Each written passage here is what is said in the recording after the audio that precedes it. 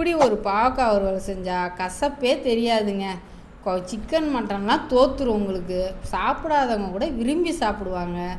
எப்படி செய்யலாம் பார்க்கலாம் வாங்க. 4 பாவக்காய் எடுத்துக்குங்க. குட்டி குட்டியாக அரிஞ்சு வச்சுக்கிங்க. ஒரு 2 வெங்காயம் அரிஞ்சு வச்சுங்க. ஒரு தக்காளி அரிஞ்சு வச்சுங்க. கடாயில் ஒரு குழிக்கரண்டி எண்ணெய் ஊற்றிக்கிங்க. சோம்பு போட்டுக்குங்க. சோம்பு நல்லா பொரிஞ்சதுக்கப்புறம் வெங்காயம் கருவேப்பிலை சேர்த்துக்குங்க. நல்லா வதக்கிட்டு அந்த பாவக்காயில் விதையெல்லாம் எடுத்து அரிஞ்சிக்கணுங்க. ஒரு தக்காளியை நல்லா போட்டுக்கிட்டு இந்த மாதிரி வதங்கினதுக்கப்புறம் இஞ்சி பூண்டு பேஸ்ட்டு 1 ஸ்பூனு போட்டு அதையும் நல்லா வதக்கிட்டு பாவக்காயை போட்டுக்கணும். பாவக்காயை நல்லா போட்டு பாவக்காய் இந்த மாதிரி நல்லா வதக்கிக்கணும். வதங்கினதுக்கப்புறம் மஞ்சத்தூள் இந்த மாதிரி ஒரு 1/4 டீஸ்பூன் போட்டுக்கணும். போட்டு அதையும் நல்லா வதக்கிட்டு ஒரு 1/2 டீஸ்பூனு மிளகாத்தூள், வீட்டு குழம்பு மிளகாத்தூள் தான், நல்லா அதையும் போட்டு நல்லா வதக்கிக்கணும். வதங்கினதுக்கப்புறம் ஒரு 1/2 கிளாஸ் தண்ணி ஊற்றிக்கணும்.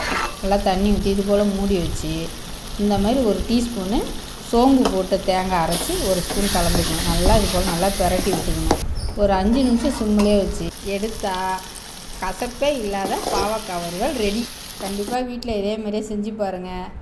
சூப்பராக இருக்கும். ஒரு சப்ஸ்கிரைப் பண்ணுங்கள்.